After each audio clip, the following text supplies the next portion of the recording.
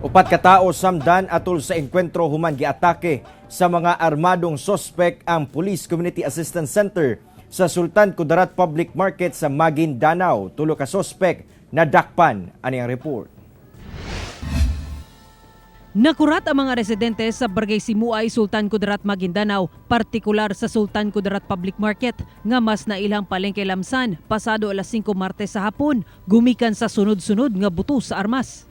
Makita sa video nga kuha sa usa ka netizen nga nagtago ang mga tao ug negosyante sa kahadlok nga maigo sa saag nga bala. Matud pa, nagpinusilay ang mga pulis ug armadong mga sospek.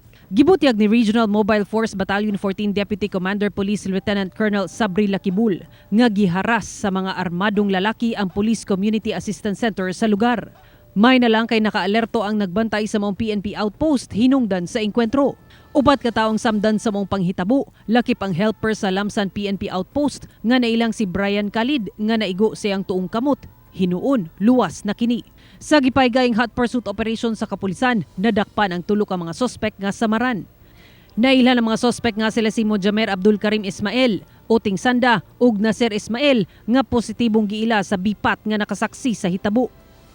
Padayong ginatambalan sa Cotabato Regional and Medical Center ang mga sospek. Gumikan sa insidente, hugot karon ang seguridad sa lugar. Kamatikdan usab nga mingaw karon ang Sultan Kudarat Public Market. Gani walay negosyanteng naninda sa ilang stalls. Ako si Sara Hilomen Velasco para sa One Mindanao.